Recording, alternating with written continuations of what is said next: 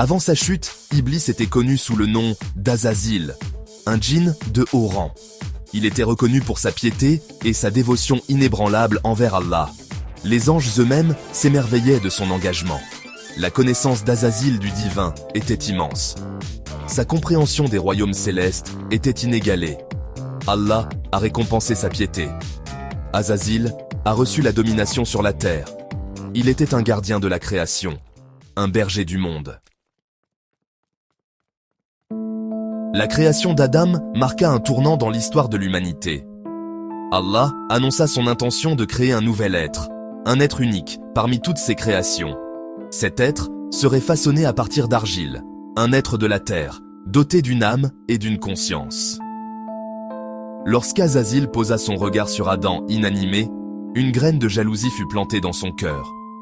Cette jalousie grandit quand Allah ordonna aux anges de se prosterner devant Adam, reconnaissant ainsi sa supériorité.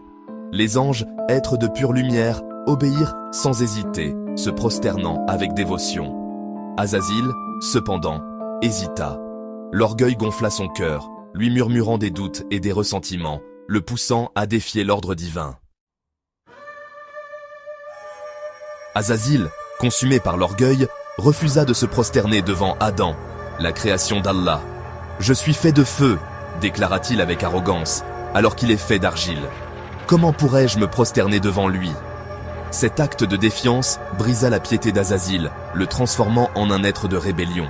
Allah le bannit de sa grâce, le condamnant à une existence de solitude et de désespoir.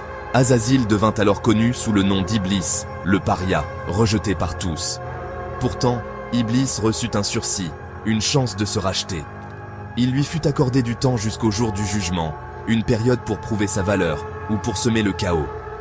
Iblis jura d'utiliser ce temps pour égarer l'humanité, pour la détourner du droit chemin. Il la tenterait par le péché en exploitant ses faiblesses et ses désirs.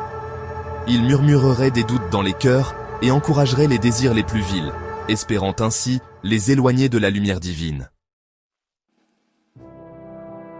L'héritage d'Iblis est celui de la tentation et de la tromperie. Depuis les temps anciens, il a été une figure de mystère et de peur, un symbole de la lutte intérieure que chaque être humain doit affronter. Il est le murmure à l'oreille, la voix du doute, qui s'insinue dans les moments de faiblesse. Iblis sait exploiter les vulnérabilités humaines, semant des graines de confusion et de désespoir. Pourtant, Iblis est un rappel que même les plus dévots peuvent succomber à l'orgueil. Il nous montre que la foi et la dévotion ne sont pas des boucliers infaillibles contre les tentations. Il est un témoignage de la puissance immuable du libre arbitre. Chaque individu a le pouvoir de choisir son chemin, même face aux influences les plus sombres. Son histoire sert de récit édifiant, nous rappelant les conséquences de nos choix. Les ruines du passé sont des témoins silencieux des erreurs commises par ceux qui ont cédé à la tentation. Elles soulignent l'importance de l'humilité et les dangers d'une ambition démesurée. La quête de pouvoir et de reconnaissance peut mener à la chute, si elle n'est pas tempérée par la sagesse et la modération. Le destin d'Iblis est un rappel que même dans nos moments les plus sombres, la rédemption est possible si nous nous tournons vers Allah. La lumière de la foi peut percer les ténèbres les plus épaisses, offrant une voie vers la rédemption et la paix intérieure.